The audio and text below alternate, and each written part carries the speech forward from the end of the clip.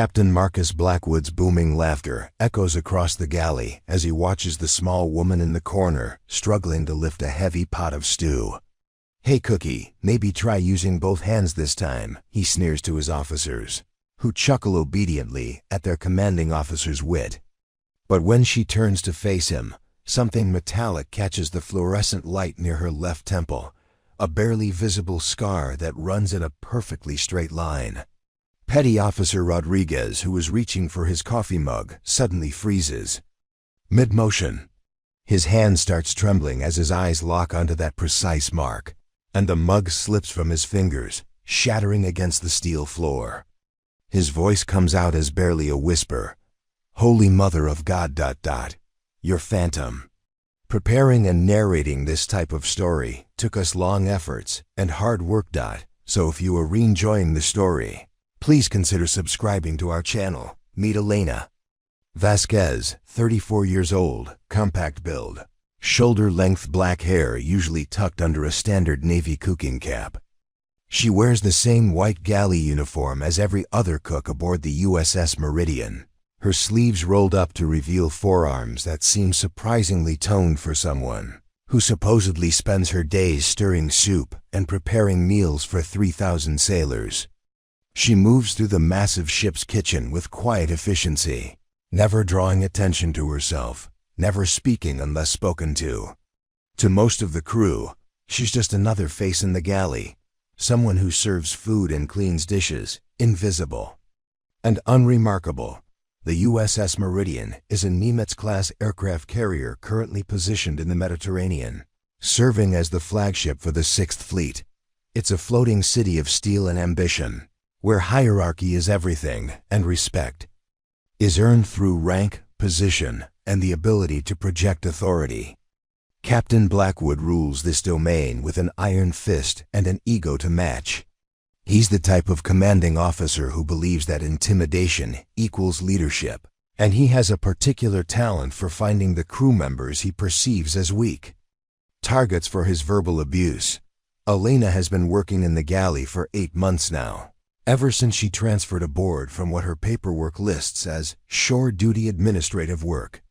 She requested the most mundane position, available food preparation, and specifically asked to work the early morning shift when fewer officers would be around to notice her.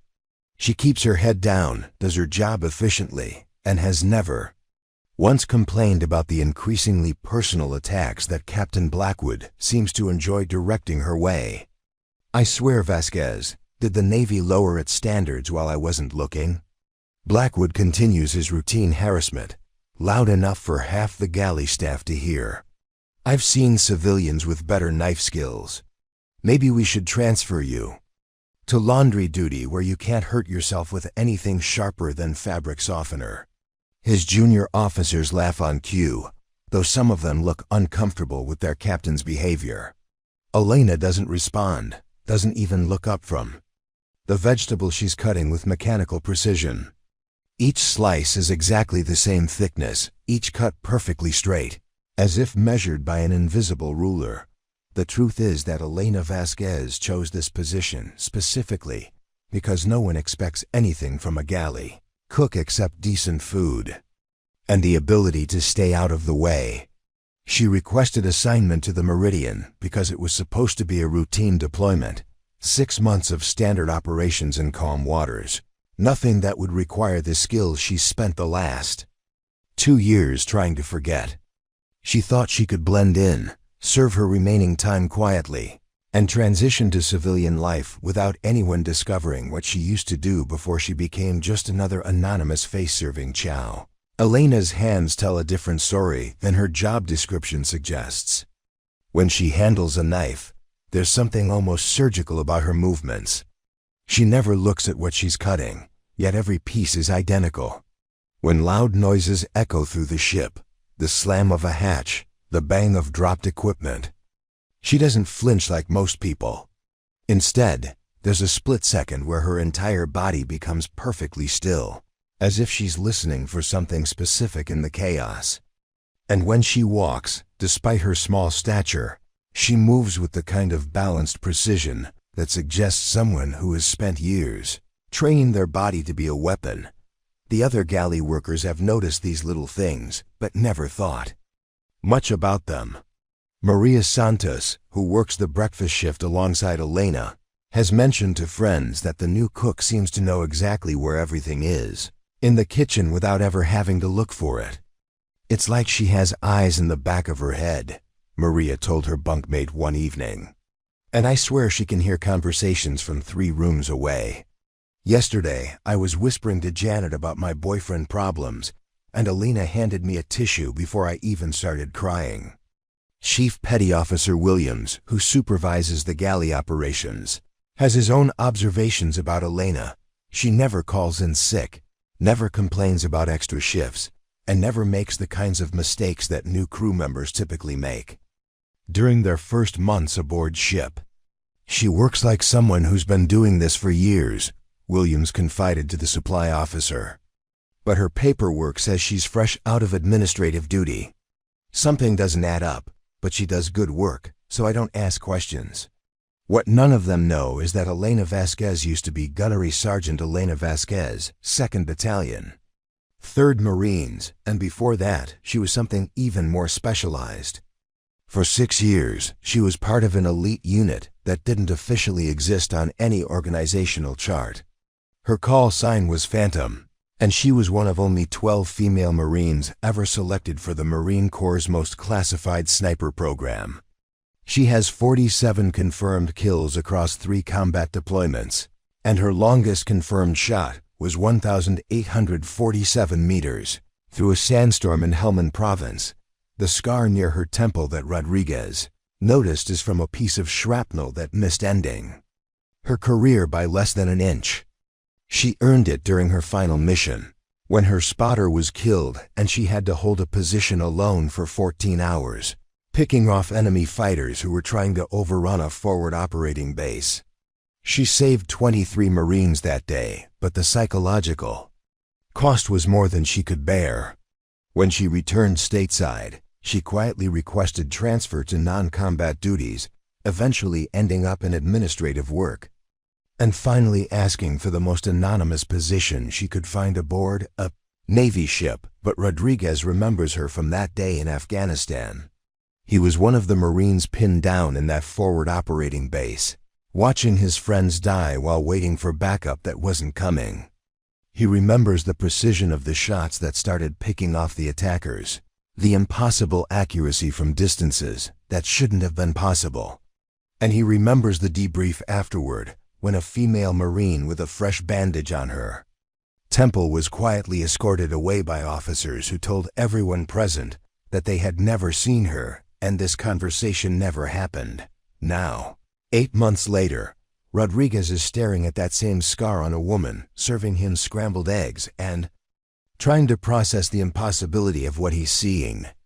The legendary Marine sniper known as Phantom, the woman who saved his life and the lives of his entire unit, is standing 3 feet away from him wearing a cook's apron and being publicly humiliated by an arrogant captain who has no idea he's insulting one of the most lethal human beings the United States military has ever produced.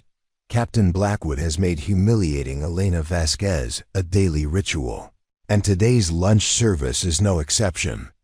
He struts into the galley with his usual entourage of junior officers, deliberately timing his appearance to coincide with the busiest part of meal preparation when the kitchen staff is rushing to serve.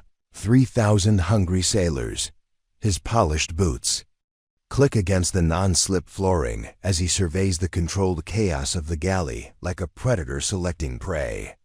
Well, well, well, Blackwood announces loud enough for everyone to hear. Looks like our resident kitchen catastrophe is at it again. He points directly at Elena, who is methodically portioning rice into serving trays with the same mechanical precision she applies to everything. Tell me, Vasquez, exactly what qualifications does someone need to scoop rice? Because I'm starting to think even that might be beyond your capabilities. Lieutenant Commander Hayes, Blackwood's executive officer, forces an uncomfortable laugh. He's learned that disagreeing with the captain's entertainment choices is a career-limiting move. even when those choices involve publicly degrading crew members. Maybe she's still figuring out which end of the spoon to use, sir, Hayes offers. Weakly, hoping to satisfy his captain's need for an audience without escalating the situation further. Elena continues her work without acknowledging the comments. Her face remains completely neutral, showing neither anger nor hurt, nor any other emotion that might give Blackwood the satisfaction he's clearly seeking. She's learned that any response, positive or negative, only encourages him to push harder.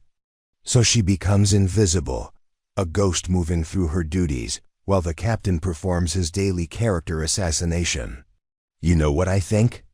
Blackwood continues, warming to his theme as he notices other galley workers slowing their tasks. To listen. I think someone made a mistake when they assigned you to this ship. This is a frontline combat vessel, not a summer camp for people who can't handle real military service. Maybe you'd be more comfortable on one of those hospital ships where they serve tea and cookies to homesick sailors. The insult lands exactly where Blackwood intended it to. Several crew members within earshot begin whispering among themselves, and Elena can feel their eyes evaluating her slight frame and quiet demeanor.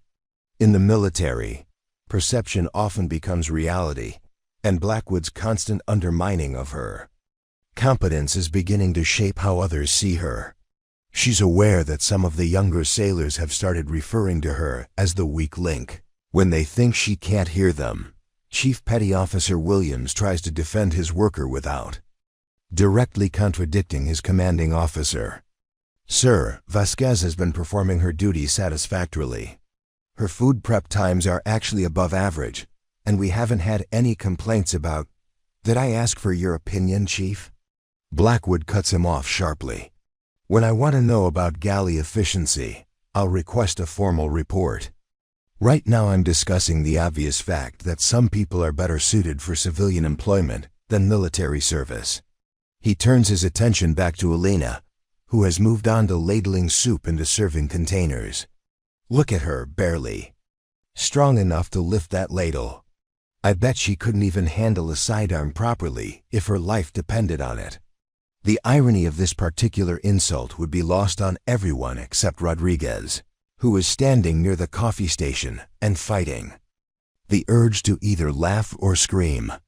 He knows that Elena Vasquez could probably disarm half the ship's security detail without breaking a sweat, but he also knows that revealing this information would destroy whatever carefully constructed new life she's trying to build for herself. So he stays silent, watching one of the most dangerous people he's ever met being treated like an incompetent recruit. Elena has heard this specific criticism before. During her early weeks aboard the Meridian, several crew members questioned whether she was physically capable of handling the demanding work in the galley. They saw her small stature and quiet demeanor and assumed she must be weak or inexperienced. What they didn't understand was that Elena had specifically chosen to appear unremarkable. She deliberately wore loose-fitting uniforms that concealed her actual physical condition, spoke softly to avoid drawing attention, and never demonstrated the kind of confidence or competence that might make people curious about her background. Maybe we should test that theory, suggests Lieutenant Morrison, another of Blackwood's regular followers, who has learned that agreeing with the captain's assessments is the safest path through these encounters.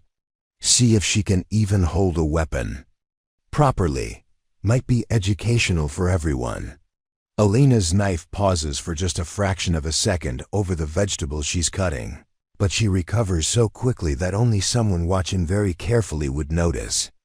The suggestion of weapons testing sends a small spike of adrenaline through her system, an involuntary response from years of training that taught her to be ready for anything. But she forces herself to maintain the same steady rhythm of cutting and portioning that has become her camouflage aboard the ship. Blackwood seizes on Morrison's suggestion with obvious delight. That's not a bad idea, Lieutenant. Maybe during the next general quarters drill, we should have Vasquez demonstrate her combat readiness. I'm sure the crew would enjoy watching her attempt to handle a rifle, assuming she can even lift one. Of course, The conversation is attracting more attention now, as word spreads through the galley that Captain Blackwood is putting on one of his shows. Some crew members gather to watch, others find reasons to work closer to where the conversation is happening. Elena can feel the weight of their attention, the mixture of curiosity and pity and anticipation that comes when people sense that someone is being set up for public humiliation. Maria Santos, who works alongside Elena during most shifts, finally speaks up in her quiet voice. "Captain, Elena does good work. She's never missed a shift, never made any mistakes with food preparation. Maybe we could focus on, did I ask for character references?" Blackwood snaps, his tone sharp enough to make Maria step back. "I'm discussing combat readiness, not cooking skills. This is a warship, not a restaurant. Every person aboard this vessel needs to be capable of defending it if necessary. And frankly, I have serious doubts about Vasquez's ability to contribute anything meaningful if we ever face a real emergency." Elena finally looks up from her work, meeting Blackwood's eyes for just a moment before returning her attention to the task at hand. In that brief instant, Rodriguez catches a glimpse of something that makes his blood run cold.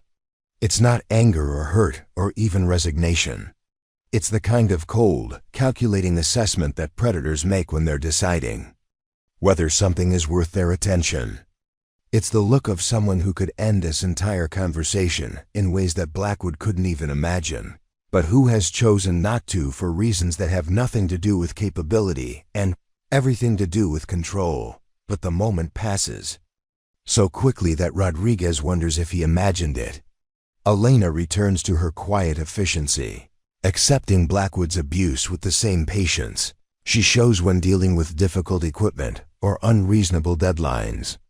She has made a choice to endure this treatment rather than reveal who she really is, and Rodriguez realizes that this decision must be costing her more than anyone could possibly understand. The following morning brings an unexpected equipment inspection that disrupts the galley's normal routine. Commander Phillips from Naval Intelligence arrives with 2 junior officers, conducting what they call a random security assessment of sensitive areas aboard the Meridian. Elena watches from the corner as they methodically examine storage areas, communications equipment, and personnel files, their presence adding tension to an already stressful work environment. All personnel need to present identification and submit to brief questioning, Phillips announces to the assembled galley staff. This is standard procedure for ships operating in sensitive waters. Nothing to be concerned about. But Elena notices the way Phillips's eyes linger on certain crew members, and the way one of his assistants seems to be taking photographs of personnel rather than just checking equipment. When Phillips approaches Elena's workstation, she automatically reaches for the standard military ID that all crew members are required to carry. But as she pulls the card from her uniform pocket, something else comes with it, a small, weathered piece of metal that catches the overhead lights as it tumbles toward the floor. Elena moves to catch it, but Rodriguez is closer and his hand intercepts the falling object before it can hit the deck. The metal piece is roughly circular, about the size of a quarter, with edges worn smooth from years of handling. Etched into its surface is an image that makes Rodriguez's breath catch in his throat, a skull wearing a military beret, surrounded by crosshairs, with a banner beneath it bearing the number 47. Rodriguez has seen this exact symbol before, burned into his memory from the worst day of his military career, when he watched Marine snipers work from impossible distances to save his surrounded unit. "Just an old challenge coin," Elena says quietly, extending her hand to retrieve the object. But her voice carries a slight tension that wasn't there before, and Rodriguez notices that her eyes are focused not on him, but on the intelligence officers who are still moving through the galley. Nothing important. Rodriguez turns the coin over in his palm, and the reverse side confirms what he already suspected. Engraved in simple block letters are the words Marine Scout Sniper, and below that, Phantom -2/3. This isn't just any challenge coin, it's the kind of personal memento that Marine snipers create to commemorate exceptional achievements. The number 47 represents confirmed kills, a tally that places whoever carried this coin among the most lethal marksmen in military history. "You drop this," Rodriguez says carefully, handing the coin back to Elena while maintaining eye contact. He's testing her reaction, looking for confirmation of what he already knows. "Looks like it means something to you." Elena takes the coin and immediately slips it back into her pocket, but not before Rodriguez catches her checking to make sure the intelligence officers haven't noticed the exchange. "It belonged to someone I knew," she replies with the same neutral tone she uses for everything. "Picked it up at a surplus store, thought it looked interesting." But Rodriguez has spent enough time around Marines to recognize a lie when he hears one. Challenge coins aren't sold in surplus stores. They're earned through service and sacrifice, passed between warriors as recognition of shared experiences that civilians could never understand. The wear patterns on the metal, the way Elena handled it with automatic reverence, and the specific details of the engraving all point to the same conclusion. This coin belonged to the Marine who carried the call sign. Phantom. Elena returns to her food preparation, but Rodriguez continues watching her with new understanding. He notices details that he missed before, small things that suddenly make perfect sense in context. The way she holds her knife isn't random. It's the same grip that military personnel use for tactical blades, with the thumb positioned for maximum control and leverage. When she moves around the galley, she automatically maintains sight lines to all entrances and exits, positioning herself where she can observe everything. While remaining partially concealed behind equipment, Commander Phillips approaches their area, still conducting his mysterious inspection. Vasquez, Elena M., assigned to galley duty from shore-based administrative work. He reads from a tablet while studying Elena's face. Says here you completed basic training at Paris Island and served in administrative roles for most of your career. Any specialized training or combat experience? No, sir, Elena responds immediately, her voice steady and unremarkable. Administrative clerk, then food service, nothing else. But Rodriguez notices that her left hand, which was resting casually on the prep table, has moved slightly toward the knife she was using moments earlier. It's a subtle adjustment, barely perceptible, but it suggests someone whose instincts are trained for violence rather than food preparation. Phillips seems satisfied with her answer and moves on to question other crew members, but Rodriguez continues watching Elena's behavior. He notices that she tracks Phillips's movement through the galley using reflective surfaces, the polished steel of refrigerator doors, the glass fronts of warming ovens, even the convex security mirrors mounted in corners. She's maintaining constant awareness of the intelligence officer's position without appearing to pay attention to him at all. When Phillips and his team finally leave the galley, Elena seems to relax slightly, but Rodriguez observes that her version of relaxation still involves more situational awareness than most people display when they're fully alert. She continues her work with the same mechanical efficiency, but her eyes periodically sweep the room in patterns that suggest someone trained to watch for threats from multiple directions simultaneously. Rodriguez decides to take a calculated risk. During a brief lull in the lunch service, when most of the galley staff is busy with other tasks, he approaches Elena's workstation carrying an empty coffee mug as an excuse for being near the beverage station. "Afghanistan was rough," he says, quietly, just loud enough for her to hear. "Especially around Firebase Dakota. Lost a lot of good Marines there." Elena's knife stops moving entirely. For perhaps 3 seconds, she remains completely motionless, and Rodriguez can see her processing his words and deciding how to respond. Firebase Dakota was where Rodriguez's unit was trapped, where the legendary Marine sniper known as Phantom had provided overwatch during their desperate evacuation. If Elena is who he believes she is, she recognized the reference immediately. "I wouldn't know about that," Elena finally replies, resuming her cutting with the same steady rhythm. "I never served in Afghanistan. Administrative personnel don't typically deploy to combat zones." But there's something different in her voice now, a slight edge that suggests Rodriguez has touched on something significant. Rodriguez nods and moves away, but he's learned what he needed to know. Elena's reaction to the mention of Firebase Dakota was too controlled, too carefully neutral to be genuine.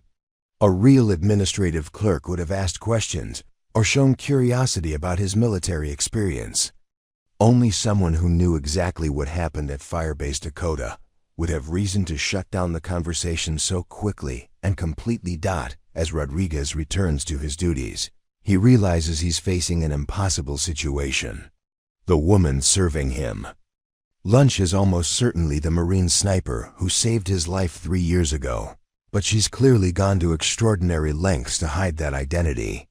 Whatever brought her to this galley, working under an assumed role and enduring daily humiliation. From Captain Blackwood, it wasn't an accident. Elena Vasquez has chosen to disappear, and Rodriguez's recognition of her threatens to destroy whatever carefully constructed new life she's trying to build. Rodriguez spends the next 2 days wrestling with what he knows, unable to concentrate on his regular duties as he watches Elena endure Blackwood's continued harassment. Every instinct tells him to speak up, to defend the woman who saved his life. But he also recognizes that she's deliberately chosen anonymity for reasons he doesn't fully understand. The internal conflict finally becomes unbearable when he overhears several junior sailors making crude jokes about Elena's capabilities during evening mess. "I heard Blackwood's thinking about having her demonstrate weapon handling during the next drill." Seaman apprentice Collins laughs to his table mates. $20 says she can't even figure out which end of an M4 to hold. The other sailors chuckle along, completely unaware that they're discussing someone who could probably outshoot their entire division while blindfolded. Rodriguez finds himself standing up before he consciously decides to move, his chair scraping loudly against the deck as he approaches their table. "You might want to be careful making assumptions about people," he says quietly, his voice carrying enough edge to make the younger sailors look uncomfortable. "Sometimes the most dangerous people are the ones you'd never suspect." Collins, emboldened by his audience, pushes back. "Come on, Rodriguez, you've seen her. She looks like she'd faint if someone fired a cap gun near her. What's she gonna do? Attack someone with a soup ladle?" His friends laugh again, but Rodriguez notices that some of the other sailors within earshot have stopped their conversations to listen. "I knew a Marine once," Rodriguez continues, settling into a chair at their table without being invited. Small woman, quiet, kept to herself most of the time. Looked like she belonged in a library rather than a battlefield.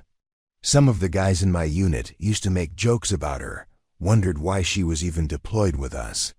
He pauses, letting his words sink in while maintaining steady eye contact with Collins. "What happened to her?" asks Petty Officer Davis, genuinely curious now rather than just looking for entertainment. Rodriguez has earned enough respect during his time aboard the Meridian that people listen when he decides to share stories from his combat deployments. Rodriguez takes a sip of his coffee, deliberately drawing out the suspense. "She saved my entire squad. We were pinned down for almost 15 hours in a valley that turned into a kill zone. No air support, no artillery, no way to call for extraction. Enemy fighters had us surrounded from elevated positions, and they were picking us off one by one." He can see that he has their complete attention now, the crude jokes forgotten as they lean forward to hear the rest of the story. "This Marine we'd been joking about, she was positioned about a mile away, providing overwatch for our patrol route. When the ambush started, she could have retreated to safety, called for backup, followed standard protocol for compromised positions. Instead, She spent 14 hours systematically eliminating targets from distances that should have been impossible. Rodriguez's voice grows quieter, forcing them to listen more carefully. 47 confirmed kills in one engagement. 47. Human beings who thought they had us trapped. The table has grown completely silent. Collins no longer looks amused, and Davis is staring at Rodriguez with obvious disbelief. 47 kills in one day? That doesn't seem possible. I thought the same thing, Rodriguez admits. Until I watched it happen. She was shooting through sandstorms, around obstacles, compensating for wind patterns that kept changing every few minutes. Some of those shots were over 1,800 meters, which means she was hitting targets she could barely see with the naked eye. And she did it for 14 straight hours without missing once. Seaman Martinez, who had been quietly listening, from the next table, moves closer to join the conversation. What was her name, this Marine sniper? He asks the question with the kind of respect that comes from understanding that they're discussing someone legendary rather than just another war story. Rodriguez hesitates, recognizing that he's approaching dangerous territory. Elena has clearly gone to great lengths to leave her military identity behind, and revealing too much information could destroy whatever new life she's trying to build. Her call sign was Phantom, he says finally. Real name was classified, like most special operations personnel. But I'll never forget what she did for us that day. Phantom, Davis repeats slowly, as if testing the name. I've heard that call sign before. My cousin was Force Recon, and he mentioned working with a sniper called Phantom during his deployment in Afghanistan. Said she was like something out of a movie, could hit targets that other snipers wouldn't even attempt. Collins shifts uncomfortably. In his seat, clearly beginning to understand that his earlier jokes were inappropriate. What happened to her? After the firefight, I mean. Did you ever see her again? She disappeared, Rodriguez replies honestly. After the debrief, some officers in suits escorted her away, and we were told to forget we'd ever seen her. Standard procedure for classified operations. But I've always hoped I'd have the chance to thank her properly someday. The conversation is interrupted by the arrival of Chief Petty Officer Williams, who announces that Captain Blackwood wants to see Rodriguez in his quarters immediately. Rodriguez feels a chill of apprehension as he follows Williams through the ship's corridors, wondering if somehow his questions about Elena have attracted unwanted attention. Blackwood's quarters reflect his personality perfectly, everything arranged to project authority and importance, with commendations and photographs positioned to impress visitors.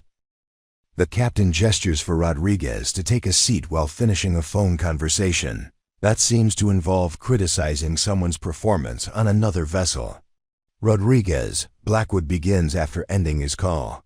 I understand you've been asking questions about our galley personnel, specifically about Vasquez. His tone is neutral, but Rodriguez can sense the underlying threat. Blackwood has built his career on maintaining absolute control over information and personnel aboard his ships. Just making conversation, sir, Rodriguez responds carefully. Nothing official. Blackwood leans back in his chair, studying Rodriguez with the calculating expression of someone who suspects there's more to the story. I've been reviewing personnel files, trying to understand why we seem to have so many crew members with unclear backgrounds lately. Vasquez's records are remarkably thin for someone claiming 5 years of administrative service. Most military clerks accumulate substantial documentation over that time period. Rodriguez remains silent, recognizing that anything he says could potentially expose Elena further. Blackwood continues his examination, clearly fishing for information that Rodriguez might possess. I'm also curious about your sudden interest in defending someone you barely know, Blackwood adds. Yesterday you seemed quite protective of our underperforming cook when some of the junior sailors were discussing her limitations. That kind of loyalty usually comes from shared experiences, not casual workplace interactions. The captain's questions confirm Rodriguez's worst fears, Elena's carefully constructed cover story is beginning to unravel under scrutiny. Someone has noticed inconsistencies in her background, and Blackwood's ego won't allow him to admit that he might have been wrong about a crew member's capabilities. The emergency alarm pierces through the USS Meridian at 0347 hours, jolting 3,000 sleeping sailors into immediate alertness. General Quarters announcements echo through every compartment as the massive carrier shifts from routine operations to combat readiness in less than 4 minutes. But this isn't a drill, and the crisis developing around them is unlike anything the crew has trained for during their months at sea. All hands, this is not a drill. The ship's intercom crackles with the voice of the officer of the deck. We have hostile vessels approaching from multiple vectors. All personnel report to battle stations immediately. This is not a drill. The announcement repeats as sailors pour through corridors, rushing to their assigned positions while trying to process the impossible reality that their supposedly routine Mediterranean deployment has suddenly become something far more dangerous. Elena wakes in her small berthing compartment, immediately alert despite having worked a 16-hour shift. In the galley the day before, she can hear the controlled panic in the voices of sailors running past her hatch, and her trained instincts automatically begin analyzing the sounds of the ship's response. The rhythm of footsteps tells her that crew members are moving with purpose rather than confusion, which means the threat is real, but not immediately overwhelming. The lack of explosion sounds or impact vibrations suggests they're dealing with a developing situation rather than an active attack. She dresses quickly in her standard duty uniform and heads toward her assigned general quarters station in the galley, where food service personnel are responsible for maintaining emergency rations and supporting medical teams if casualties develop. But as she moves through the ship's corridors, Elena notices details that other crew members miss. The particular urgency in certain officers' voices, the way security teams are moving towards specific sections of the ship, and the types of equipment being rushed to various locations all suggest a very specific kind of threat. Captain Blackwood is in the Combat Information Center, surrounded by displays showing the tactical situation developing around his ship. 3 high-speed boats are approaching from different directions, maintaining positions just outside the range where the Meridian's defensive systems would automatically engage them. Intelligence reports indicate that these vessels are operated by a sophisticated piracy group that has been targeting military ships in the region, using tactics that blur the line between simple theft and international terrorism. "Sir, the lead vessel is requesting permission to come alongside," reports Lieutenant Hayes from the communications station. "They claim to have engine trouble and are requesting humanitarian assistance." The message is obviously a deception, but international maritime law requires the Meridian to respond to legitimate distress calls, creating a legal and tactical dilemma for Blackwood's command team. Commander Phillips, the intelligence officer who conducted yesterday's inspection, studies satellite imagery on his tablet with growing concern. "Captain, these aren't typical pirates. Our intelligence suggests they're part of a group that's been selling captured military personnel to hostile governments. They're not interested in cargo or ransom money. They want prisoners they can trade for intelligence or political leverage." The situation becomes more complicated when the ship's radar operators detect additional contacts moving underwater. Submarine-launched diver delivery vehicles are approaching the Meridian's hull from below, coordinating with the surface boats to create a multi-vector assault that the ship's standard defensive procedures aren't designed to handle. The attackers have clearly studied American naval tactics and developed a strategy specifically designed to exploit weaknesses in carrier group security protocols. Blackwood finds himself facing a command decision that could determine the fate of his crew. Engaging the approaching boats would be straightforward, but the underwater contacts suggest that hostile forces may already be aboard his ship. Standard security sweeps haven't detected any intruders, But the attackers' sophisticated planning suggests they're capable of avoiding normal detection methods. Security teams report no unusual activity. Chief of Security, Lieutenant Colonel Morrison announces. All compartments show normal access patterns, no signs of forced entry or unauthorized personnel. But if there are hostiles aboard, they could be anywhere on a ship this size. The first indication that the Meridian security has been compromised comes from an unexpected source. Seaman Collins, the same sailor who had been making jokes about Elena's capabilities the night before, is returning to his berthing compartment when he notices something unusual near the enlisted mess area. A maintenance hatch that should be secured is slightly ajar, and there are wet footprints leading away from it toward the ship's interior. Collins follows standard protocol and reports the anomaly to security, but by the time armed personnel arrive to investigate, the situation has escalated beyond anyone's expectations. The maintenance area is empty, but security cameras show that at least 4 individuals in diving gear successfully penetrated the ship's hull and are now moving through service corridors toward critical areas of the vessel. We have confirmed hostile boarders, Morrison reports to Blackwood over the tactical communications network. Multiple contacts moving through Deck 3 toward what appears to be the communications array and weapons control systems. They know exactly where they're going, sir. This isn't random. They have detailed intelligence about our ship's layout. The Meridian security teams begin responding according to established protocols, but they immediately encounter problems that their training didn't anticipate. The intruders aren't behaving like typical pirates or terrorists. Instead of trying to take control of obvious targets like the bridge or engineering spaces, they're moving toward locations that would allow them to disable the ship's ability to call for help or defend itself while remaining largely invisible to standard security sweeps. Elena hears the security alerts over the ship's intercom while she's organizing emergency medical supplies in the galley. But unlike the other food service personnel who are following their assigned duties, she begins analyzing the tactical situation with the trained mind of someone who has spent years planning and executing military operations. The pattern of movement described in the security reports, combined with the coordinated surface and underwater approach, tells her that these attackers are far more sophisticated than anyone aboard the Meridian realizes.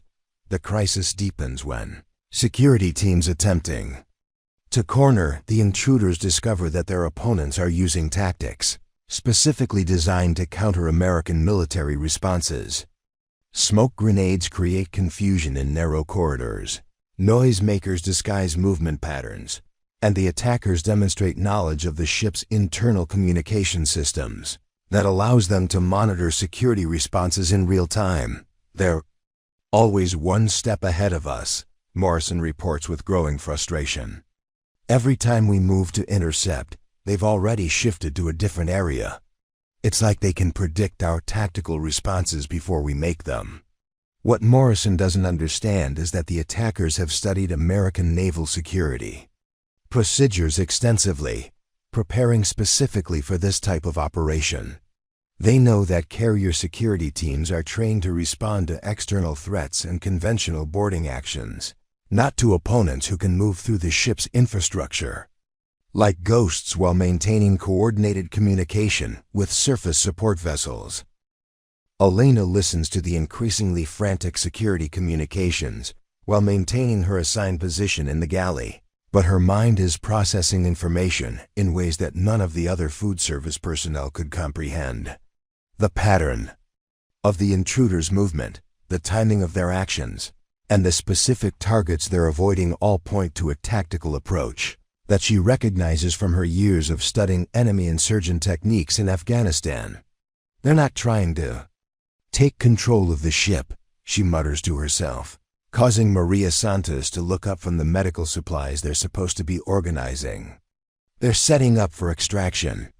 Maria doesn't understand Elena's comment, but she notices the change in her co-worker's demeanor.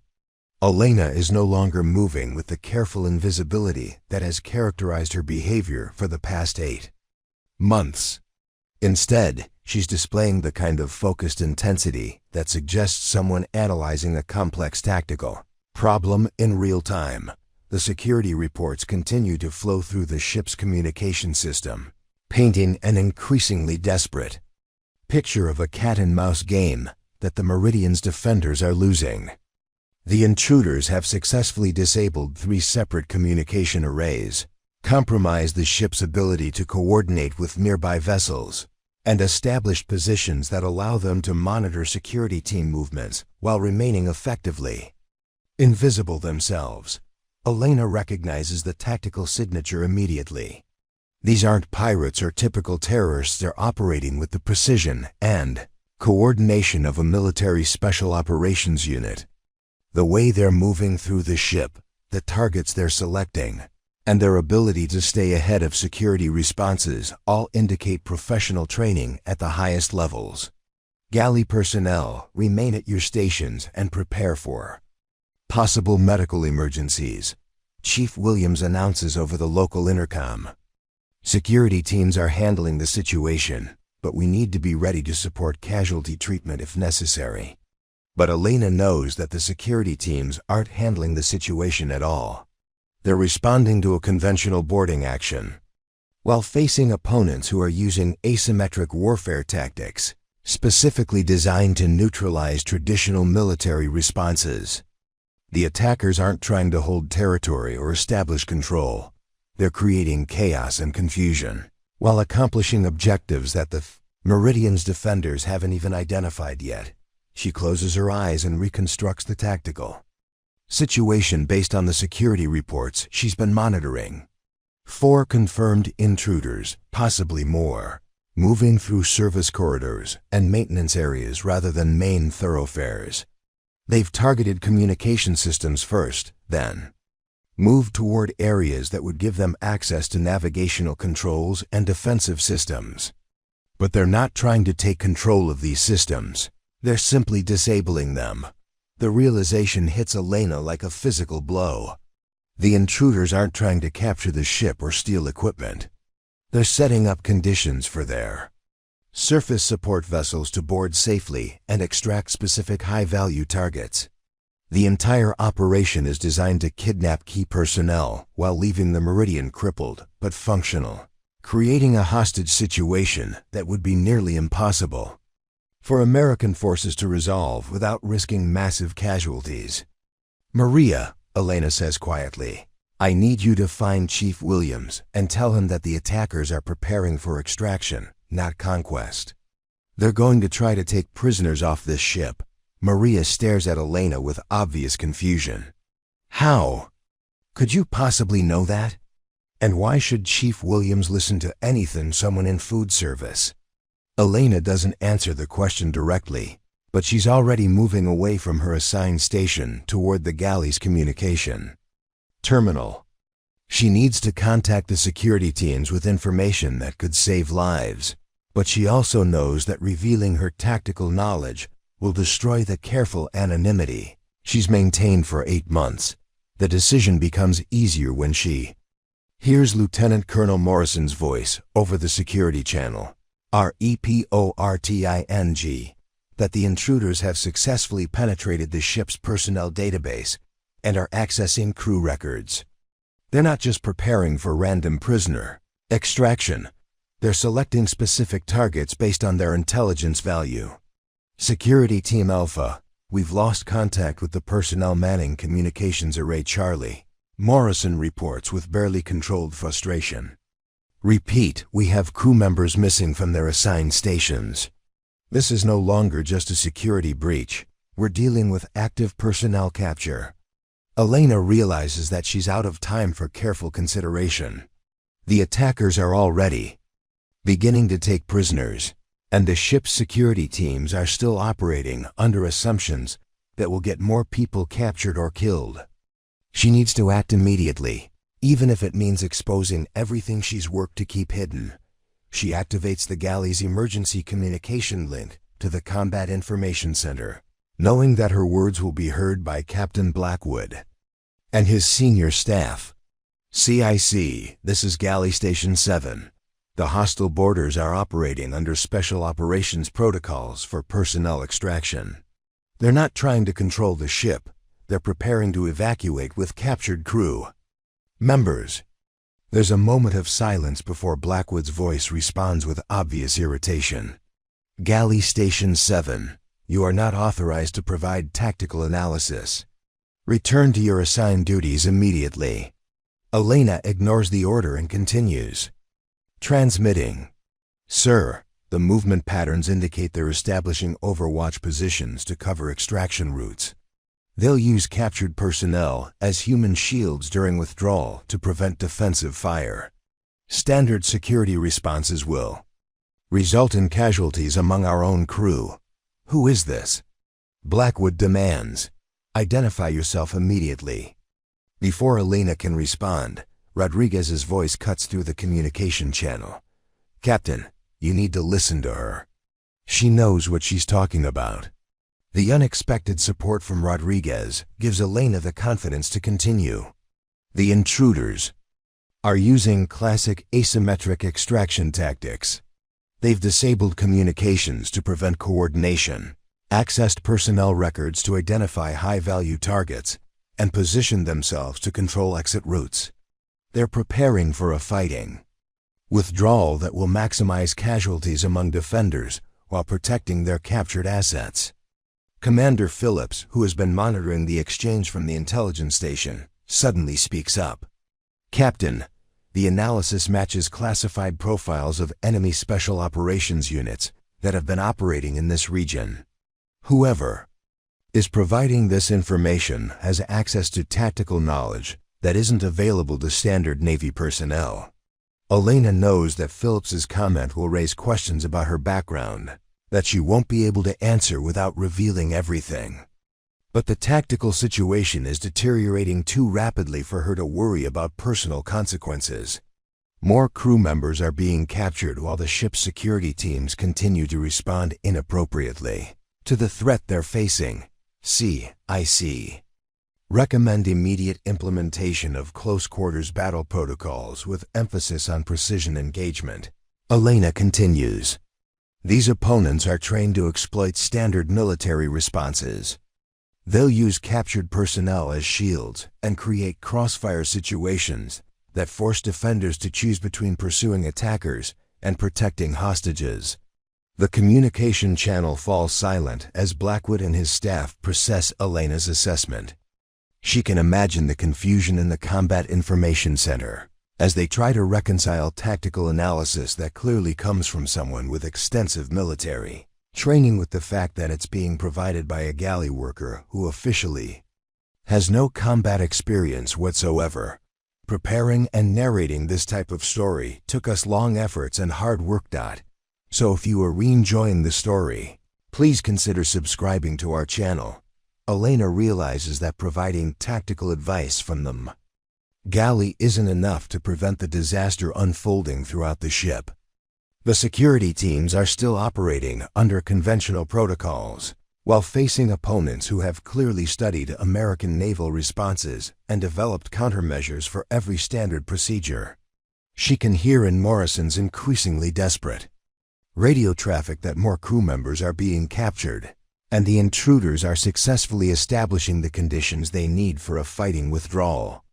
I'm going to help them, Elena announces to Maria, who is staring at her with growing amazement as she watches her quiet co-worker demonstrate knowledge that no food service worker should possess. Help them? Elena, you're not security personnel. You're not even supposed to leave your assigned station during general quarters. Maria protests, but Elena is already moving toward the galley's equipment storage area where emergency gear is maintained. Elena opens a maintenance locker that most galley personnel have never bothered to examine and extracts items that transform her from an anonymous cook into something entirely different. A tactical vest designed for damage control teams becomes makeshift body armor. A ship's communication headset allows her to monitor security frequencies directly. Most importantly, she retrieves a medical emergency kit that contains tools which, in the right hands, can serve purposes far beyond first aid. Tell Chief Williams that I've gone to provide medical support to security teams. Elena instructs Maria. If anyone asks where I am, that's the truth. I am going to help save lives. Elena moves through the ship's corridors with a fluidity that would surprise anyone who has only seen her shuffling around the galley with apparent uncertainty. Now she demonstrates the movement patterns of someone trained in close-quarters combat, using corners and doorways for concealment, advancing in short rushes that minimize her exposure, and maintaining constant awareness of multiple potential threat vectors simultaneously. She reaches Deck 3 where the security teams are attempting to corner the intruders, but instead of joining the conventional response, Elena begins moving through service corridors that parallel the main passages. Her knowledge of the ship's layout, combined with her understanding of how special operations teams think and move, allows her to predict where the confrontation will develop next. Through her headset, Elena monitors the real-time tactical communications between security teams and begins to understand exactly how sophisticated their opponents really are. The intruders are using electronic warfare techniques to intercept American communications, allowing them to stay ahead of security responses while coordinating their own movements with precision that should be impossible aboard an unfamiliar vessel. Security Team Bravo, we have eyes on hostile movement near Junction 47, reports Petty Officer Jackson. Request permission to engage. Negative, Bravo Team, Morrison responds. We have captured personnel in that area. Hold position and wait for tactical assessment.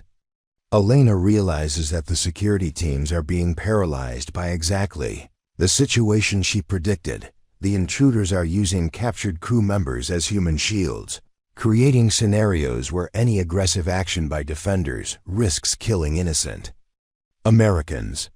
It's a textbook asymmetric warfare tactic that transforms the ship's own personnel into weapons against their rescuers. Elena also recognizes that the intruder's strategy creates opportunities that conventional security teams aren't trained to exploit. Their reliance on captured personnel for protection means they're constraining their own movement options, and their need to maintain communication with surface support vessels requires them to occupy positions that a skilled marksman could identify and exploit. Elena accesses a maintenance shaft that provides her with an elevated position, overlooking the main corridor where Security Team Alpha is pinned down by crossfire from concealed intruders. Through a ventilation grate, she can observe the tactical situation with the trained eye of someone who has spent years studying similar scenarios from the perspective of a precision shooter. The lead intruder is using Seaman Collins as a human shield while maintaining a position that gives him clear fields of fire against any security personnel who attempt to advance. His tactical positioning is textbook special operations doctrine, but it also creates a vulnerability that Elena recognizes immediately.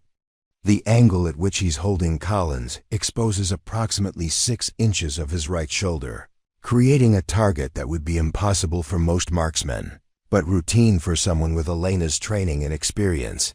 Elena doesn't have access to a rifle, but she does have something that most people wouldn't recognize as a precision weapon. The medical emergency kit she retrieved from the galley contains a spring-loaded injector designed for delivering emergency medications through thick clothing or protective gear. In the hands of someone with Elena's training, this device becomes a short-range precision instrument capable of delivering targeted strikes with surgical accuracy. She modifies the injector by removing the medication cartridge and replacing it with a small steel component extracted from the medical kit's construction. The result is essentially a close-range dart gun that fires a projectile capable of causing immediate incapacitation without permanent injury. It's not lethal, but it doesn't need to be. Elena only needs to create enough surprise and confusion to give the security teams an opportunity to act. Elena positions herself in the maintenance shaft directly above the standoff situation, calculating angles and distances with the automatic precision of someone who has made these kinds of shots. under far more difficult conditions. The range is less than 20 feet, which means she doesn't need to compensate for gravity or wind drift. The only challenge is timing her shot to coincide with a moment when Collins isn't directly in the line of fire. Security Team Alpha, this is an unknown friendly position with overwatch on your target. Elena transmits on the tactical frequency. Be prepared to move on my signal. Unknown friendly, identify yourself immediately, Morrison demands. We don't have any personnel authorized for overwatch positions in that area. Elena ignores the demand for identification and focuses on the tactical situation developing below her position. The lead intruder is becoming increasingly agitated as he realizes that his communication with surface support vessels has been disrupted by the ship's electronic warfare systems. His growing frustration is causing him to make small adjustments to his position that will give Elena the opening she needs. All units, unknown friendly claims to have tactical overwatch, Morrison announces. No one is authorized to take independent action without confirmation of friendly identity. But Elena knows that waiting for bureaucratic approval will result in more casualties as the situation continues to deteriorate. The intruders are preparing to move toward their extraction point, and they'll execute any captured personnel who become liabilities during their withdrawal. She has perhaps 30 seconds to act before the tactical situation changes in ways that will make intervention impossible. Elena takes a deep breath and settles into the shooting position that she has used successfully dozens of times under combat conditions. The improvised dart gun isn't a precision rifle, but at this range, with a stationary target, the principles are identical. She aligns her shot, compensates for the slight downward angle, and waits for the moment when Collins shifts position enough to give her a clear line of fire. The opportunity comes when the intruder momentarily adjusts his grip on Collins to reach for his communication equipment. Elena's shot takes him in the exposed shoulder with enough force to cause immediate shock and muscle spasm, causing him to release his hostage and stumble backward in confusion. Move now. Elena shouts into her headset as Collins breaks free. And Security Team Alpha rushes forward to secure the area. The precision and timing of Elena's intervention completely changes the tactical balance of the situation. The remaining intruders, suddenly deprived of their human shields and facing security teams who are no longer constrained by hostage considerations, find themselves outmaneuvered and overwhelmed within minutes. The silence that follows Elena's intervention lasts only seconds, but it feels like an eternity to everyone monitoring the tactical communications. Security Team Alpha secures the incapacitated intruder and evacuates Seaman Collins to safety, while the remaining hostile operatives find themselves suddenly isolated and outmaneuvered. The precision and timing of the unknown friendly's action has completely shifted the tactical balance in favor of the ship's defenders. Unknown friendly, report your status, Morrison calls over the radio, his voice mixing professional gratitude with obvious confusion about who could have provided such perfectly timed support. We need immediate identification and confirmation of your position. Elena doesn't respond immediately. She's already moving through the maintenance shafts toward the next area where intruders are holding captured crew members, her mind automatically processing the changed tactical situation and identifying opportunities that the security teams haven't recognized yet. But she also knows that her intervention has made it impossible to maintain her anonymity much longer. Captain Blackwood's voice cuts through the communication channel with barely controlled anger. All stations, I want immediate identification of the personnel providing unauthorized tactical support. Someone aboard this ship just demonstrated capabilities that aren't reflected in any official records, and I want answers now. In the Combat Information Center, Commander Phillips is studying security camera footage from the area where the intervention occurred, trying to identify the mysterious friendly who somehow managed to position themselves in a maintenance area that should have been inaccessible during general quarters. The camera angles don't provide a clear view of the shooter's position, But they clearly show the result. A precision shot that incapacitated an armed hostile without injuring the American hostage being used as a human shield. Sir, this kind of accuracy requires advanced training, Phillips reports to Blackwood. Whoever made that shot had to calculate angle, range, and timing while working with improvised equipment in a confined space. This isn't luck, this is professional-level marksmanship. Elena reaches the second confrontation site, just as security team. Charlie reports that they're pinned down by two intruders who have taken positions behind reinforced blast doors that provide almost perfect cover while allowing them to control access to critical ship systems. The tactical situation is essentially a stalemate. The security teams can't advance without exposing themselves to devastating crossfire. But the intruders can't withdraw without abandoning their positions and losing their tactical advantage. Charlie team, this is unknown friendly with Overwatch capability, Elena transmits. Hostiles are using thermal imaging to track your movements. Recommend smoke deployment to degrade their vision while I provide precision support. Unknown friendly. We're not authorized to coordinate with unidentified personnel, responds the team leader, Sergeant Williams. We need confirmation of your identity and authorization before implementing joint tactical procedures. Elena realizes that military protocol is preventing the security teams from accepting help that could save lives and end the crisis quickly. But she also understands that revealing her identity will have consequences that extend far beyond this immediate situation.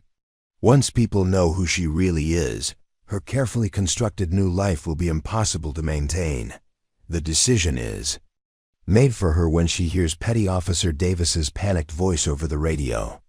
Charlie team, we have hostile movement toward the nuclear engineering spaces. If they gain access to reactor control systems, they could create a radiological incident that would affect everyone aboard this ship. Elena knows that preventing access to the ship's nuclear systems takes priority over personal concerns about maintaining her cover identity. She activates her communication headset and speaks with the kind of command authority that she hasn't used in over 2 years. All security teams, this is Gunnery Sergeant Elena Vasquez, Marine Corps Scout Sniper, call sign Phantom. I am assuming tactical coordination for precision support operations. Acknowledge if you copy. The radio silence that follows her transmission seems to last forever. Elena can imagine the confusion and disbelief in the combat information center as officers try to process the impossible information that their galley cook has just identified. Herself as a Marine Corps legend, Rodriguez is the first to respond, his voice filled with emotion that he doesn't try to hide. Phantom, this is Rodriguez. I copy your transmission and confirm your identity. Request permission to provide tactical support. Rodriguez confirmed. All teams, Phantom has operational control for precision engagement. Follow her directions exactly, Morrison announces, his professional training overriding his personal shock at the revelation. We'll sort out the details later. Right now we have a ship to save. Elena coordinates the final phase of the operation with the kind of tactical precision that made her legendary during her combat deployments. She directs Security Team Charlie to use smoke grenades while she positions herself to provide overwatch from an elevated maintenance platform that gives her clear sight lines to the intruders. Positions. Using tools and equipment improvised from the ship's emergency supplies, Elena creates what amounts to a precision sniper system capable of delivering non-lethal, but immediately incapacitating strikes at ranges up to 50 meters. Her targets are enemy operatives who have demonstrated willingness to kill American personnel and potentially create a nuclear incident that could affect thousands of people. Charlie team, deploy smoke on my mark and advance using standard leapfrog. Tactics, Elena instructs. I have clear fields of fire on both hostile positions. They won't be able to maintain their current tactical advantage once you begin your assault. The coordinated attack that follows demonstrates why Elena earned her reputation as one of the Marine Corps' most effective combat specialists. Her shots are timed perfectly to coincide with the security team's advance, creating precise windows of opportunity that allow American forces to overwhelm the intruders without sustaining casualties. Within 15 minutes, all hostile operatives aboard the USS Meridian have been either captured or incapacitated. The surface vessels that had been preparing to extract their comrades suddenly find themselves facing a fully operational aircraft carrier with restored communications and defensive capabilities, forcing them to withdraw at high speed before American reinforcements arrive. All stations, hostile boarding action has been terminated, Morrison announces over the ship's intercom. All intruders are in custody. All captured personnel have been recovered safely. Stand down from general quarters and prepare for damage assessment. But even as the immediate crisis ends, Elena knows that a different kind of challenge is just beginning.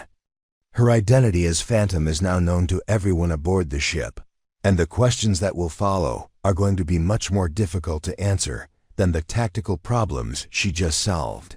Captain Blackwood's voice over the tactical radio carries a mixture of gratitude and barely controlled anger. Gunnery Sergeant Vasquez, report to the Combat Information Center immediately. We need to discuss how a Marine Corps legend ended up serving stew in my galley. Elena removes her improvised tactical equipment and begins the long walk to what she knows will be the most difficult conversation of her life.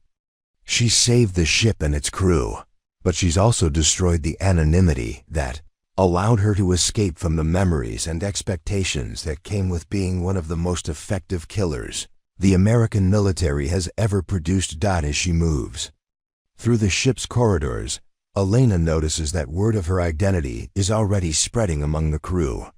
Sailors who had barely acknowledged her existence 8 hours ago now watch her pass with obvious awe and respect. Some of them attempt to salute, despite the fact that she's wearing a galley worker's uniform rather than any kind of military insignia. The transformation is exactly what Elena had been trying to avoid for the past 2 years, but she also recognizes that her intervention was necessary to prevent casualties among people who had become her shipmates and friends. She had chosen to reveal herself because protecting others was more important than protecting her own carefully constructed invisibility. Elena enters the Combat Information Center to find Captain Blackwood standing before a room full of senior officers whose expressions range from amazement to embarrassment to barely concealed excitement. The large tactical displays that had shown the crisis situation just minutes earlier now display her service record, which someone has clearly accessed using emergency authorization protocols that bypass normal security restrictions. Gunnery Sergeant Elena Maria Vasquez, Blackwood reads from the display, his voice carefully controlled, but unable to completely hide his shock. 6 years active duty, Marine Corps Scout Sniper School honor graduate. 47 confirmed kills across 3 combat deployments. Recipient of the Navy Cross, Silver Star, and Purple Heart. Medically retired following classified operations in Afghanistan. The silence in the room is deafening as Elena stands at attention, wearing her stained galley uniform while surrounded by officers who are struggling to reconcile the woman before them with the legendary Marine whose accomplishments are displayed on screens around them. Commander Phillips appears particularly stunned, having conducted his security inspection just days earlier, without recognizing one of the most decorated snipers in recent military history. According to these records, Blackwood continues, you were declared killed in action following a classified mission 3 years ago. Your death was confirmed by DNA evidence. A military funeral was conducted with full honors, and your name was added to the Wall of Heroes at Marine Corps Base Quantico. Yet here you are, serving soup in my galley and saving my ship from hostile boarders. Elena maintains her position of attention while considering how much of the truth she can reveal without compromising ongoing classified operations. The fake death was arranged by military intelligence to protect her from enemy forces who had placed substantial bounties on her head following her Afghanistan operations. Officially dying allowed her to disappear, while those same intelligence services used her skills for operations that couldn't be officially acknowledged. "Permission to speak freely, sir," Elena requests, using the formal military courtesy that she hasn't employed in over 2 years of civilian employment. "Granted, and I think we can dispense with the formalities given the circumstances," Blackwood replies, though his tone suggests he's still processing the impossibility of what he's learned about his former galley worker. Elena relaxes slightly, but maintains her professional bearing. "Sir, my apparent death was arranged for operational security reasons following threats against my family from enemy forces. I spent 2 years working in classified capacities before requesting assignment to standard Navy duty under an assumed identity. I chose galley work because I wanted to serve without drawing attention to my background." Lieutenant Colonel Morrison, who had been coordinating the security response, speaks up with obvious respect. "Ma'am, your tactical coordination during the boarding action was flawless. You saved lives and prevented what could have been a catastrophic security breach. However, I have to ask why you didn't identify yourself immediately when the crisis began." Elena's response reveals the careful thinking that has guided her decisions for the past 8 months. "Colonel, if I had identified myself as a Marine sniper, the security teams would have expected me to take command of combat operations. But I don't have current authorization for tactical command, and my specialized training is in precision shooting, not ship security.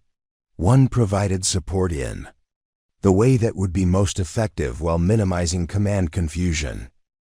The explanation demonstrates Elena's continued tactical thinking, even while operating under an assumed identity. Rather than allowing ego or reputation to drive her decisions, she had calculated the most effective way to contribute to the defense of the ship while working within the constraints of her unofficial status. Commander Phillips pulls up additional information on his tablet, clearly struggling with the implications of what he's reading. According to intelligence reports, Phantom was responsible for some of the most successful counter-sniper operations in Afghanistan. Enemy forces offered rewards of over $2 million for information leading to her capture or death. That level of threat typically requires permanent identity protection. Elena nods acknowledgement, but doesn't elaborate on the specific details of why her enemies had considered her such a high-priority target. The truth is that her operations had eliminated several key insurgent leaders who had been considered untouchable due to their sophisticated security arrangements. Her ability to make successful shots under impossible conditions had made her a legend among both American forces and their enemies. Captain Blackwood sets down the tablet he's been reviewing and looks directly at Elena with an expression that combines respect, embarrassment, and genuine curiosity. "Gunnery Sergeant, I owe you an apology. My treatment of you over the past months has been inappropriate under any circumstances, but given your actual background and service record, it was inexcusable." The apology creates an uncomfortable moment for everyone in the room, as senior officers witness their commanding officer acknowledging behavior that reflected poorly on his leadership judgment. Elena recognizes that Blackwood's public acknowledgement of his mistake requires considerable professional courage, particularly in front of subordinates who will remember this conversation for the rest of their careers. "Sir, you had no way of knowing my background, and I deliberately presented myself as someone unremarkable," Elena responds diplomatically. "Your expectations were based on the information available to you." But Rodriguez, who has been quietly observing the exchange, decides to speak up despite the obvious risk of challenging his commanding officer. "Captain, with respect, Elena's background doesn't excuse the way she was treated. No crew member should be subjected to public humiliation regardless of their service record or job assignment." The comment creates visible tension in the room. as Rodriguez has essentially accused his captain of conduct unbecoming an officer, while that captain is already struggling with the embarrassment of having failed to recognize a decorated war hero.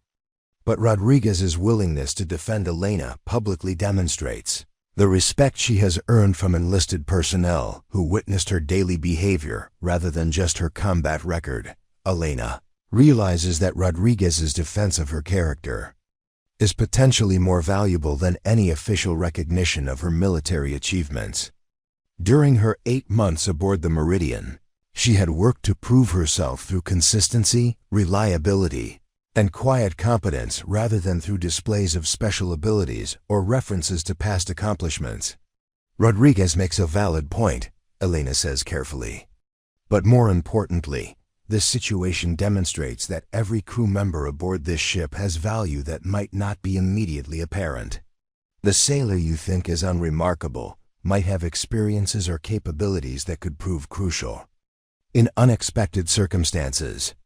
The observation serves as a gentle lesson for the senior officers present, suggesting that effective leadership requires recognizing potential in people rather than simply managing obvious capabilities.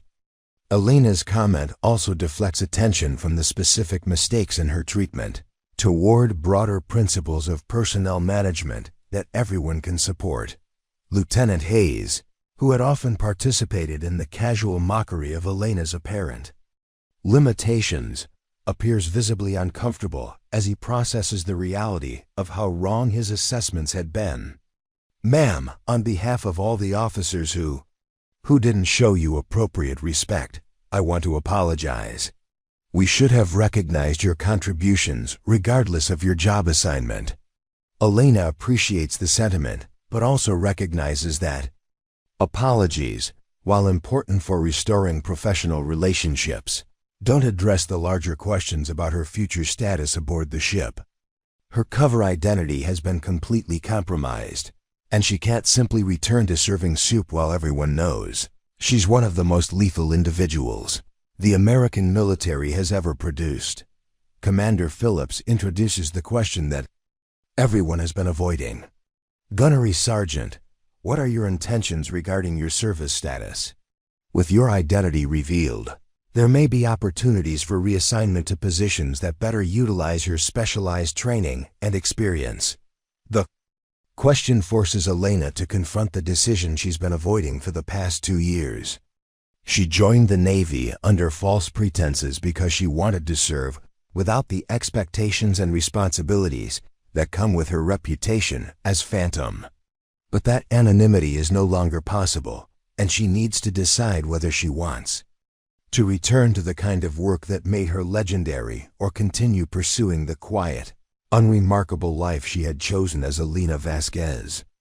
"I need time to consider my options, sir," Elena responds honestly. "This wasn't how I planned to end my unofficial retirement." 3 days after the hostile boarding incident, Elena receives a secure communication from Pentagon officials who have learned about her dramatic reappearance among the living.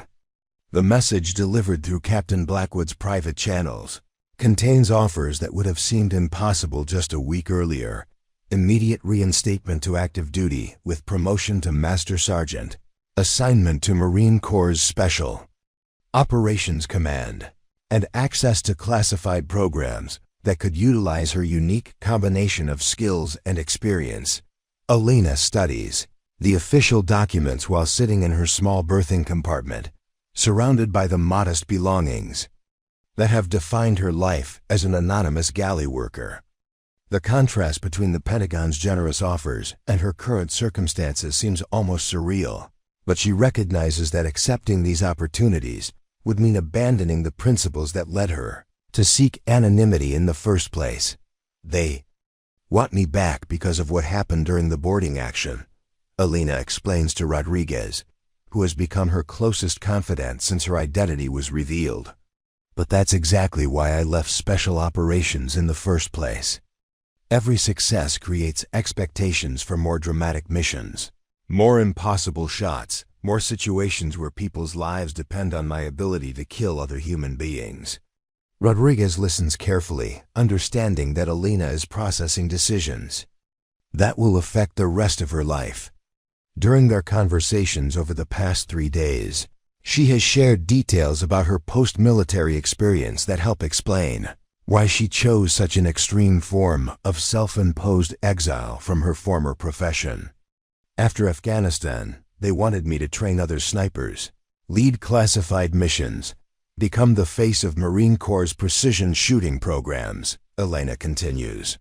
Everyone saw Phantom as this perfect weapon system that could be deployed anywhere.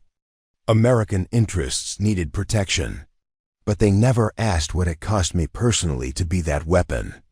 The truth Elena shares reveals the psychological burden that comes with her level of professional lethality. Each of her 47 confirmed kills represented a human being whose life ended because of her decision to pull a trigger, and the cumulative weight of those decisions had become more than she could bear while maintaining any sense of normal human connection. Elena's choice to work in a ship's galley wasn't random. It was specifically selected as a form of service that created life and sustenance rather than death and destruction. For 8 months, she had found genuine satisfaction in the simple act of preparing meals that nourished her shipmates, contributing to their well-being in ways that didn't require violence or the threat of violence. Captain Blackwood requests a private meeting to discuss Elena's future, and she finds him in his quarters reviewing performance reports that paint a very different picture of his leadership style than the arrogant officer who had been publicly humiliating her just days earlier. The boarding incident has forced him to examine his own behavior and consider how his treatment of subordinates affects overall ship effectiveness. Gunnery Sergeant, I've been reviewing your actual performance during your time aboard this ship. Blackwood begins, setting aside his official papers to focus entirely on their conversation. Your work in the galley was exemplary by every measurable standard. Your attendance was perfect, your food preparation exceeded Navy standards, and you never once filed a complaint despite treatment that was completely inappropriate. Elena appreciates the acknowledgement but senses that Blackwood has larger concerns, beyond simply apologizing for past behavior. His willingness to examine his own mistakes suggests genuine character growth rather than mere embarrassment about being caught treating a war hero poorly.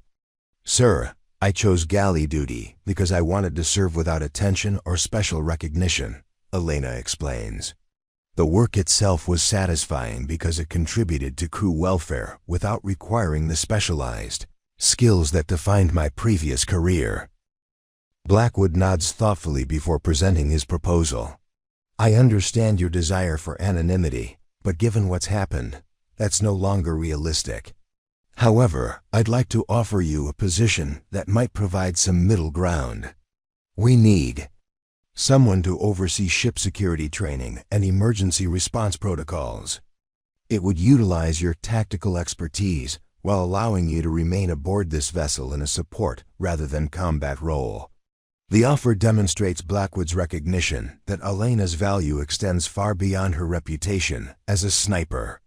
Her performance during the boarding action showed tactical thinking and leadership abilities that could benefit the entire crew through improved training and preparedness.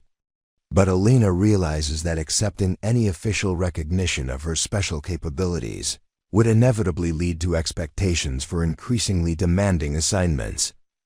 Elena spends her final evening aboard the Meridian, visiting different sections of the ship to say goodbye to crew members who have become genuine friends during her months of anonymous service. In the galley, Maria Santos and the other food service workers have prepared a small farewell gathering that reflects their appreciation for someone they had known as a reliable co-worker rather than a legendary Marine. I still can't believe you were Phantom all this time, Maria says while serving coffee and pastries that Elena had taught her to prepare. You were always so quiet, so normal. I would never have guessed you were someone famous. Elena smiles at the observation, recognizing that Maria's surprise reflects the success of her efforts to appear unremarkable.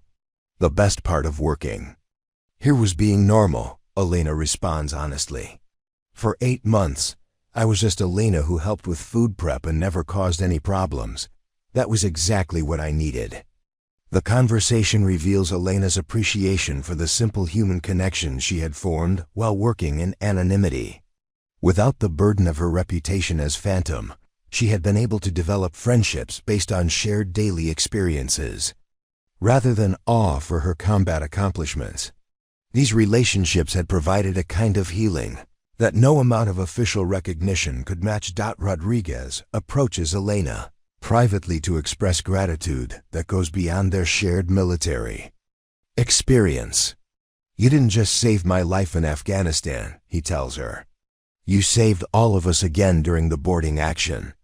But more than that, watching how you handled yourself these past months, the way you took Blackwood's abuse without letting it change who you are, that taught me something about real strength." Elena realizes that Rodriguez has identified something she hadn't fully understood about her own experience. By maintaining her principles and treating others with respect, despite being treated poorly herself, she had demonstrated a different kind of courage than the battlefield heroism that made her famous. Her behavior aboard the Meridian had influenced people in ways that her sniper skills never could. The next morning, Elena packs her few personal belongings and prepares to leave the USS Meridian for reassignment to shore duty that will allow her to continue serving without returning to special operations. She has declined all offers for promotion, specialized assignments, or official recognition of her heroic actions during the boarding incident. As Elena walks toward the ship's departure point, she passes groups of sailors who spontaneously come to attention as she passes. They're not responding to orders or official protocol. They're showing respect for someone who earned their admiration through daily consistency rather than dramatic gestures.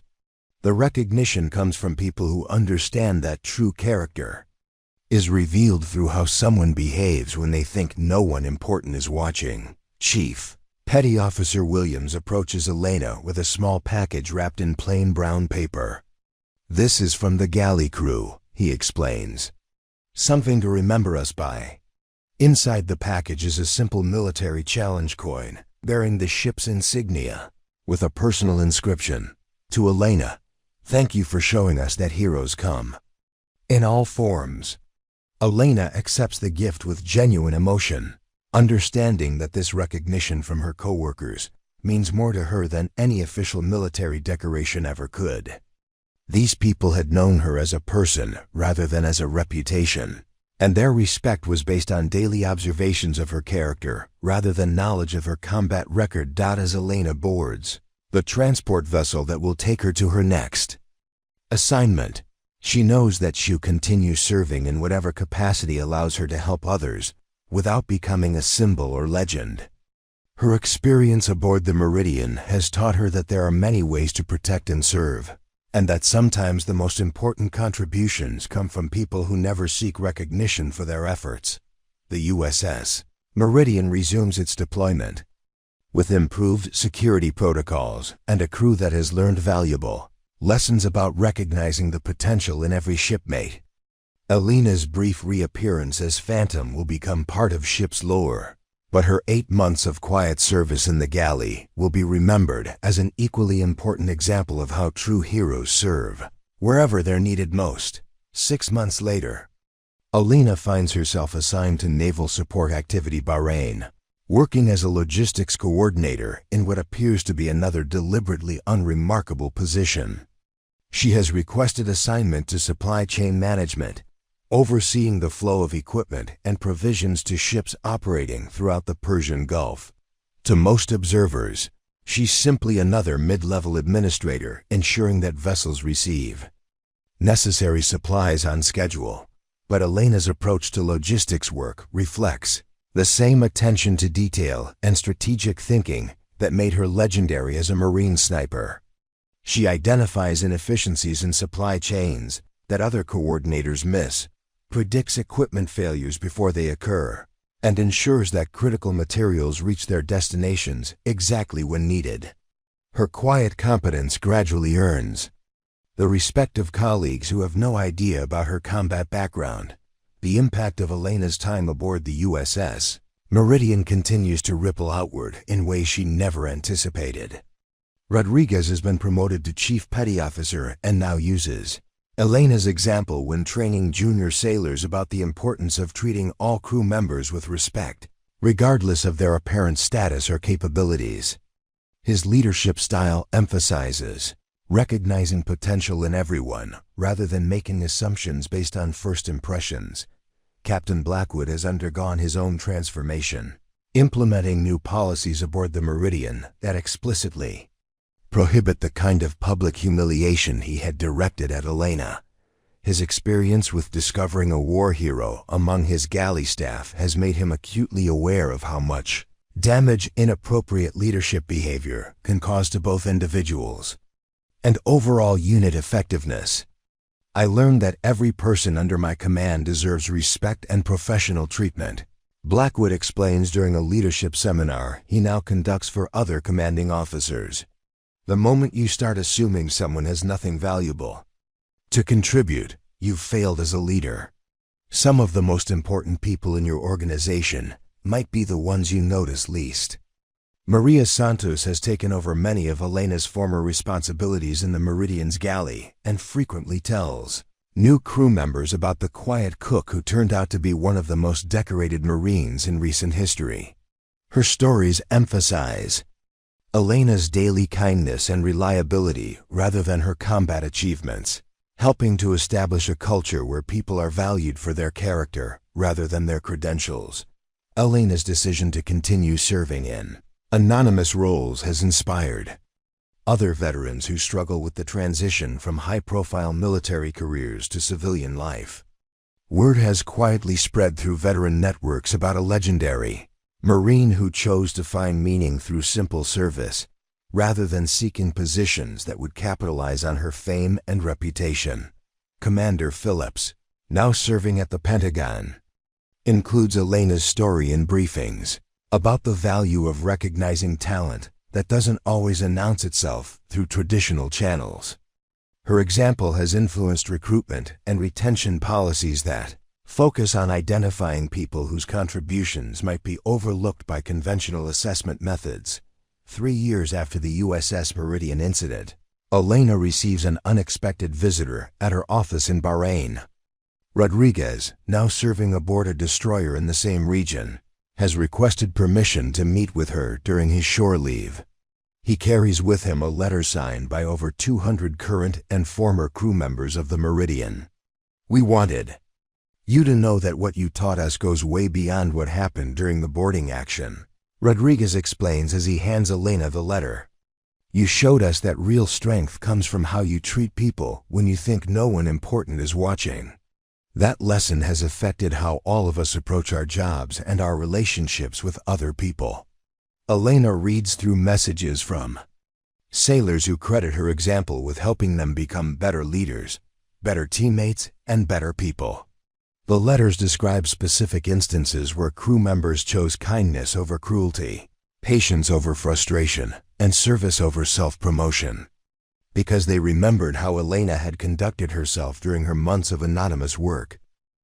As Elena continues her quiet service in logistics coordination, she understands that her most important mission isn't behind her. It's happening every day through the small choices she makes about how to treat colleagues, how to approach challenges, and how to contribute to something larger than herself without seeking personal recognition. The real measure of Elena's impact isn't found in her sniper record or her military decorations. It's reflected in the hundreds of people who learn from her example that true heroism often looks like ordinary kindness, that strength can be displayed through humility, and that the most important battles are often fought not with weapons, but with character. This story proves that we should never judge anyone by their appearance or position. The person serving your coffee, cleaning your office, or working quietly in the background might be someone extraordinary, who chooses to serve without seeking recognition. Real heroes don't always wear uniforms or carry titles. Sometimes they're the people who show up every day, treat others with respect, and make the world better through small acts of kindness and competence. If this story inspired you to look at the people around you with new appreciation, please give this video a thumbs up and subscribe to our channel. For more stories about hidden heroes, unexpected courage, and the extraordinary people who walk among us every day, ring the notification bell so you never miss stories that remind us that heroism comes in many forms.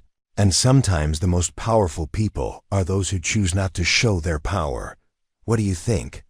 Have you ever discovered that someone you underestimated was actually remarkable? Share your stories in the comments below.